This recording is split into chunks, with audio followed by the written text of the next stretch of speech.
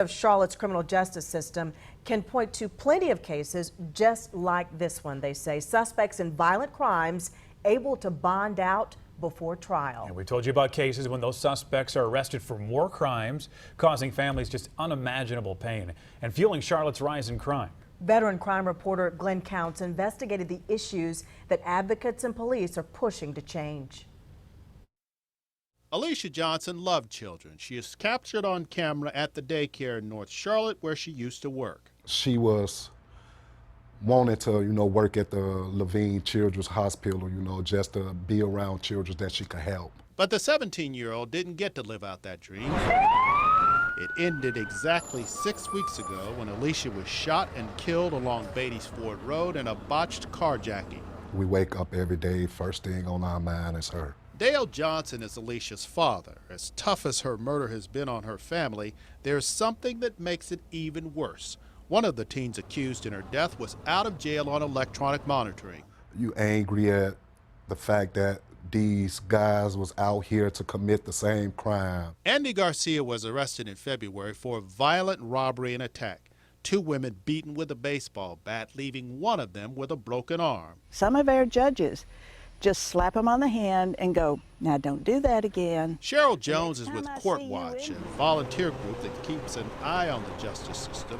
The group and the police have complained that some suspects get out of jail too easily, and they're pointing the finger at judges and magistrates. There is a reason it's called the criminal justice system. That's because there's no justice for the victims. One of the controversial ways people avoid jail is criminal summonses. In effect, it's a ticket issued by a magistrate. A lot of officers are upset by this new process because people who would have gotten a jail cell now get a piece of paper telling them to show up for court. The magistrates are located in the section of the jail here. Now, the person who sets policy is the chief, and his name is Khalif Rhodes. We asked him to respond to this controversy, and he declined to comment. As a matter of fact, he hasn't responded to any of the criticism leveled at him by the chief, the district attorney, Court Watch, or by any of his critics. It's not what it used to be, and that's a good thing. What it used to be wasn't working. Public Defender Kevin Tully says the changes to the bail policy have been in place since 2010. Summonses started last year and electronic monitoring well before that.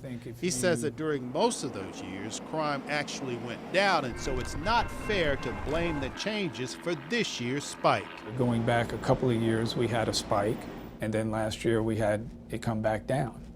And there wasn't any real changes in what was happening along the lines of the policies we're talking about. Thousands and thousands, because you have to go in and look at every individual. Jim Camp sees the accused every day. He's a bail bondsman, and he has conducted his own study and determined that those who are taking advantage of the system are not showing up for court in the numbers they are supposed to. And now it's up over 30% for the new bail policy. For Alicia Johnson's family, it's not about paperwork being shuffled around.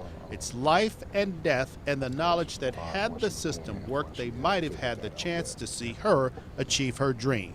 And I think for me, for the most part, that's what's really hurt me.